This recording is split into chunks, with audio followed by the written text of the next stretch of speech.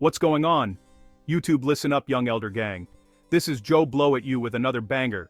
Please make sure you like, subscribe, and share this video, fam. I hope this video get at least 100,000 likes in this video. You will find history definitions, scripture information, and best of all, what we Americans have been deprived of from the beginning, the truth. Keep in mind this content used in this video is intended for entertainment, educational, and informational purposes only, and does not constitute legal advice or opinion. We will give you the total truth as we best understand it today. Be sure to hit that like button, young elder gang, hit that subscribe button. If you're new to the channel, hit that bell, and don't forget to check back with us every day for new content. What if the America you know isn't the one your ancestors were promised? What if the government you live under isn't the one designed by the founding fathers? In 1861, Southern states walked out of Congress, leaving empty seats and a broken system behind. Lincoln, facing crisis, acted alone, setting a precedent for executive power that echoes today. This is the untold story of how the American Republic quietly ended, and a new power began. Now, before we get into how they tried to overthrow the Republic, let me break down what a republic is. Alright, let's clear up something I hear all the time. What's the real difference between a republic and a democracy? They're not just two fancy words for the same thing, so let's break it down, quick and simple. A republic, at its core, is a form of government where the people hold the ultimate power. But here's the twist. They express that power by electing representatives. These folks then make laws and decisions on everyone's behalf. The word republic actually comes from the Latin res publica, meaning public thing. In other words, it's about the people's business, not a king's inheritance. Key traits: first up, representative government. I'm not voting on every law myself. I pick someone to do that heavy lifting for me. That's way more practical when you've got millions of people. Next, popular sovereignty. The people are the real bosses. Leaders only have power because citizens give them that power. Through elections. Add a constitution into the mix, and you get a constitutional republic. That's a set of rules that everyone, including the government, has to follow. It's there to protect everyone, especially minorities, from the tyranny of the majority. So even if 51% want to take away your rights, the Constitution says, hold up, not so fast. Most modern republics also split up power between different branches: executive, legislative, and judicial. That's the separation of powers and checks and balances in action. It stops any one group from running the whole show. But here's the catch. A republic only works if people actually pay attention. Civic responsibility means voting, staying informed, and holding leaders accountable. You can't just tune out and hope for the best. Now, I know you're wondering, how's this different from democracy? Technically, democracy means people rule directly, like everyone lining up to vote on every issue. In a republic, you're choosing people to represent you. Both systems put power in the people's hands, but a republic's constitution is there to draw some lines and protect everyone's rights. You'll find all kinds of republics out there. Presidential republics, where the president's the big boss, like in the US parliamentary republics, where the legislature runs the show. Think India or Finland. Federal republics like Germany spread power between a central government and smaller states. Unitary republics like France, where the national government holds most of the cards. There's even one-party or theocratic republics, where political or religious leadership takes center stage. So, what's the upside? You get representation, protection of rights, division of power, and a peaceful way to make changes, by voting, not by fighting.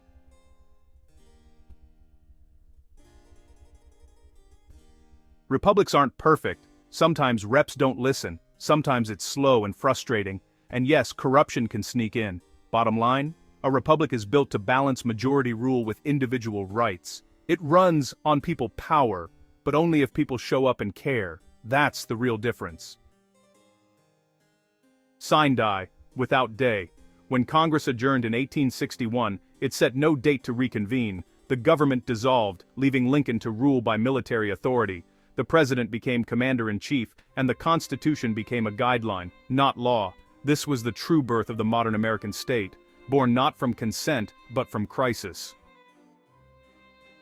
In 1860, America reached a breaking point. The conflict over slavery split the nation, fueled by foreign interests and propaganda. South Carolina seceded, and soon 6 more states followed, forming the Confederacy. Southern lawmakers walked out of Congress. The Great Walkout. With no quorum, Congress dissolved. The American Republic, as it was, ended, leaving a power vacuum behind.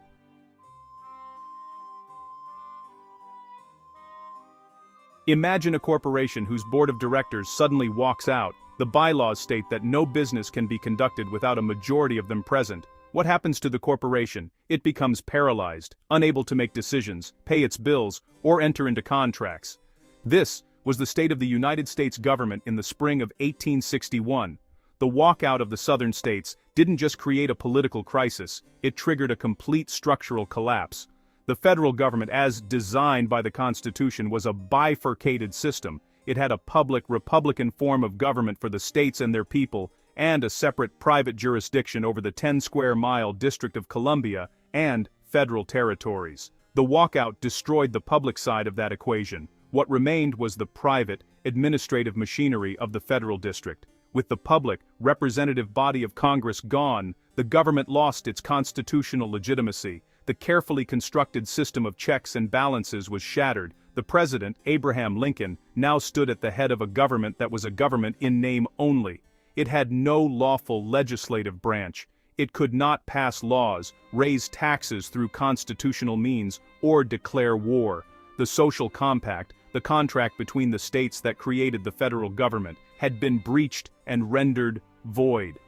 The United States of America, the Republic of Sovereign States, had effectively ceased to be. This legal void is the most overlooked aspect of the Civil War. Historians focus on the battles and the politics, but they miss the foundational legal break. The government that prosecuted the war was not the same government that existed before 1861. It was something new, something born of necessity and opportunity. When the southern states seceded and their own legislatures adjourned, they too ceased to exist as lawful parties to the original constitutional contract. The entire system had come unhinged. The very states that had created the Constitution were now, themselves, legally adrift, no longer part of the compact that had once bound them together into a perpetual union. This was the moment the bankers and their allies had been waiting for. The democracy that remained in Washington was not a government of the people. It was a mob of illegitimate representatives, agents who had breached their fiduciary duty to the citizens of the Republic. They were a corporate board, without a charter, ruling over a federal district. This rump government, operating without constitutional authority, became the tool of the international financiers, the fiscal agents of the European powers. The public side of the Republic was dead. All that was left was the private corporate entity, now free from the constraints of the Constitution and the will of the sovereign states. The shadow government was about to take control. Power abhors a vacuum. With the government in suspended animation, international bankers made their move. They viewed the American experiment with suspicion, seeing a sovereign republic as a threat. Lincoln, needing to finance the war, faced predatory terms from these bankers. Instead, he issued debt-free money, the greenback, declaring economic independence. With Congress gone and the nation in chaos, Abraham Lincoln stepped into a void of authority. He acted as commander-in-chief, issuing executive orders and calling forth troops without Congress. Lincoln's actions, justified by emergency, set a new precedent. The president could wield near absolute power in crisis. This was the birth of the imperial presidency, forever changing American government. As the war raged on, Lincoln's emergency powers needed a formal legal framework. Lincoln commissioned a new rulebook. The Lieber Code, a military order, governed the Union Army. It was a comprehensive set of regulations for martial law. It created a legal basis to treat parts of the country as conquered land. General Orders No. 100 expanded federal powers.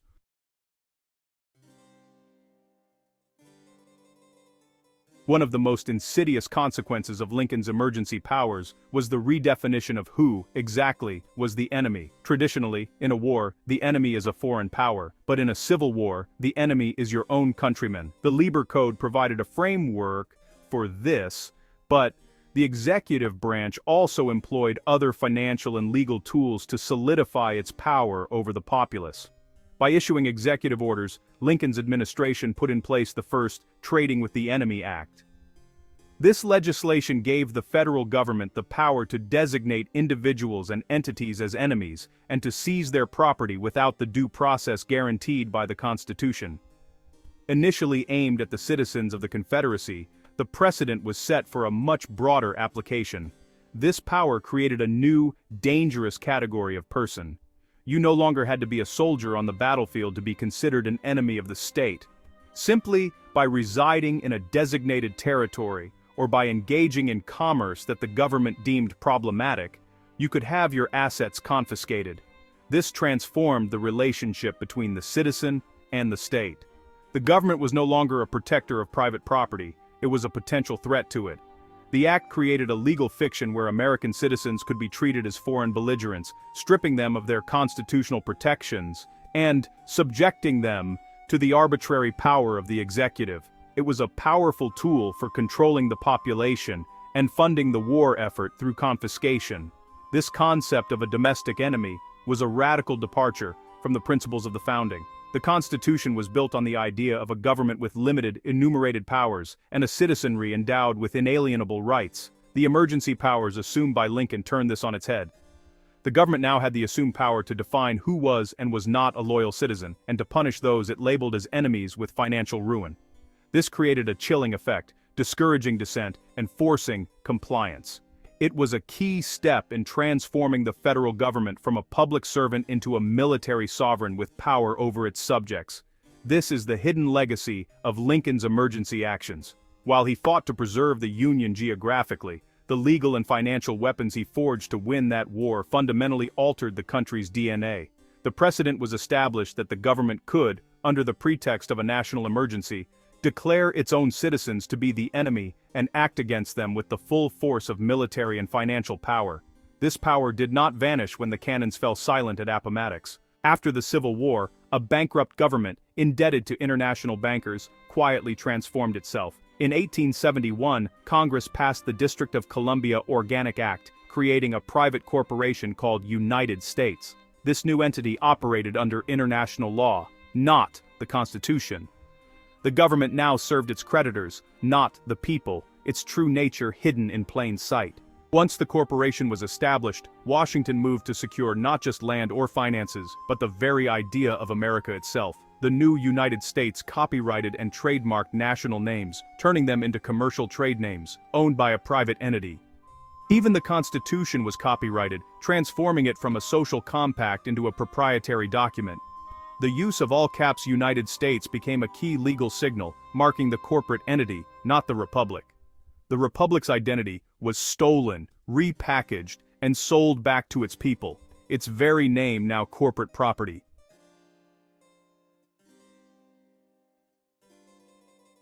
With the rise of a corporate government, a new class of citizen was needed, one that would serve, not rule. The 14th Amendment, passed under military duress, created this new federal citizenship, distinct from the original sovereign citizens of the Republic. Its key phrase, "subject to the jurisdiction thereof," marked a shift. Citizens were now subjects, owing allegiance to the federal corporation. Rights became privileges, granted in exchange for obedience and taxes. Over time, through licenses and government benefits, Americans traded their birthright for federal privileges. The original sovereigns faded, replaced by a population managed by the corporate state. The Civil Rights Act and the 14th Amendment solidified this transformation, making the federal government the new authority. Judge Eliot once doubted the amendment's legitimacy, but it became the foundation of the new order. The government gained its subjects, its tax base, and its power, all under the guise of freedom. The shadow government had not just restructured authority, it had redefined the very people it ruled.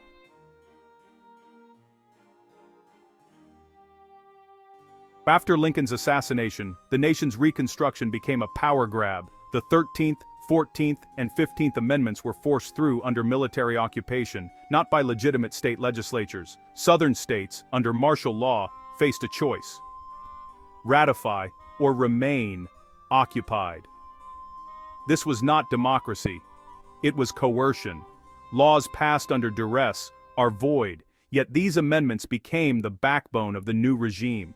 The South was promised restoration, but the occupation never truly ended. Martial law lingered. The original Constitution was sidelined, replaced by a legal system built on shaky ground. By ratifying, Southern states admitted subjugation, legitimizing their own conquest. These amendments weren't mere additions. They were the bylaws of a new, centralized government. The nation wasn't healed, it was fundamentally transformed.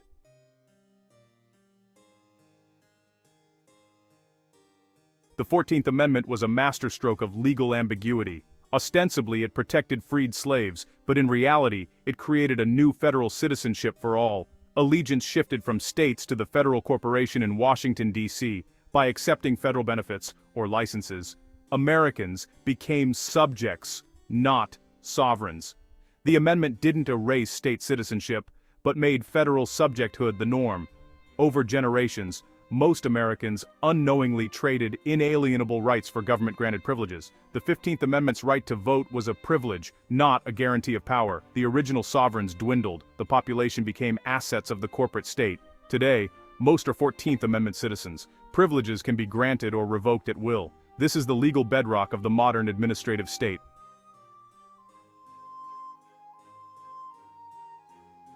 The shift from a republic to a democracy redefined citizenship and government power. In a republic, law is supreme and rights are inalienable. In a democracy, the majority rules and rights become privileges. The 14th Amendment citizenship made people subjects of the collective, not sovereign individuals.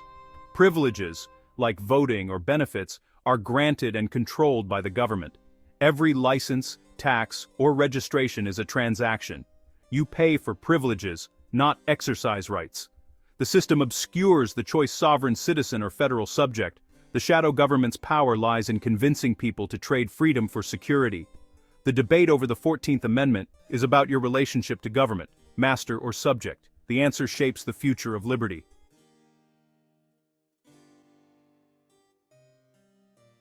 What is the United States? Not the land or the people, but a legal fiction, a corporate entity. The real states exist in substance. The federal government is an abstraction, a trade name, a corporation. Created in 1871, it operates under commercial law, managed for creditors, not citizens. Its purpose is to service debt and manage assets, land, resources, and people. The United States is a clever fraud, merging its identity with the nation in our minds. Statutes from Washington are corporate policies, not the supreme law of a free people. The physical states remain, but are overlaid with a matrix of corporate governance. This fiction has become more powerful than reality. The battle for sovereignty is not on the land, but in the mind. To reclaim freedom, we must first see through the illusion. The Constitution was bifurcated, split into two parts, a public side for the states and a private side for federal control over Washington, D.C. When the Southern representatives left Congress in 1861, the public side died, leaving only the private, federal jurisdiction.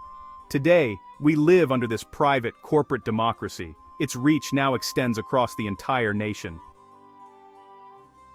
Before we get out of here, let's step into a shadowed chapter of American history, one where politics and terror walked hand in hand. After the Civil War, as the South lay in ruins, a new fight began, not just for power, but for the identity of a people. The Ku Klux Klan, born in 1865 from the ashes of the Confederacy, didn't just wear white hoods for show. They were the muscle behind the Southern Democratic Party, bent on crushing any hope of freedom for newly emancipated Black Americans.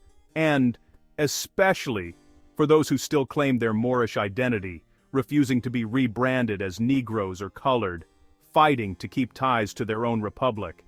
For the Klan, the Democratic Party was their champion.